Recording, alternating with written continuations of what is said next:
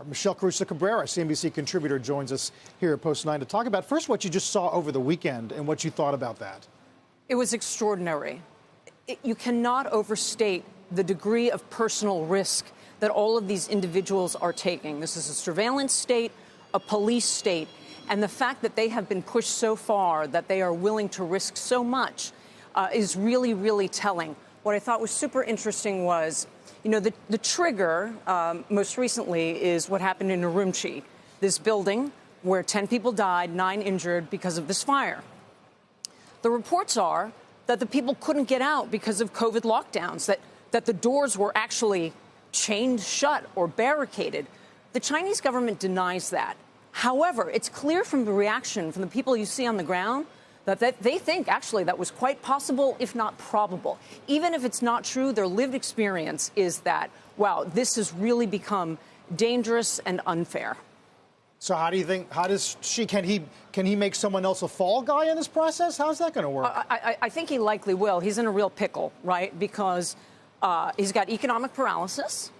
He's got a population woefully unprepared for opening up. And now he's got civil unrest as well. And I think oil is a real tell here. Even if they open up, when you have a population that isn't as highly vaccinated as it could be by now, are you going to start to have issues like we saw in March and April and June of 2020 here? Remember, all the pork plants had to shut down, right? Because everybody in there was getting sick. So you can say, OK, maybe he'll be forced to open as a result of this.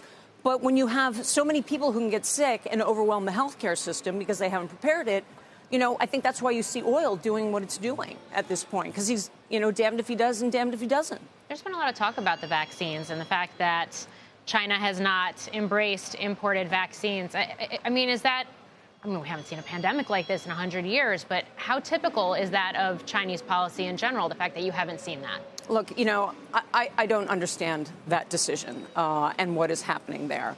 But clearly, it's been offered to him. The German chancellor, when he went, you know, that was a very controversial trip. But I thought one of the positives out of that trip was that he got the Chinese government to agree that at least the expats living there would be able to take the mRNA version of the viruses, of the vaccines. So, you know, are they going to be pushed to that? I don't know. I think your previous guest had a very good point. There will probably be some kind of crackdown. We're already seeing a little bit of that, right, with the tanks rolling or the police cars rolling in last night. Also, some pullback. You saw in Urumqi where they started to loosen some areas because they realized that they have this issue. And then at the same time, blaming other people for what's been happening. So do you think the dream of Taiwan reunification gets pushed back because he's got so much on his plate, or does he turn to that to get nationalist fervor going in his favor? Yeah, that's a major $1 million, $1 trillion national security question. You know, does he use a wag the dog approach to try to deal with this? You know, I can't get in his head. There's debates about whether they're militarily prepared. We saw a little bit when Nancy Pelosi went. They did basically a version of an embargo rather than a full-scale invasion is one approach. There's scales of what he could do, you know?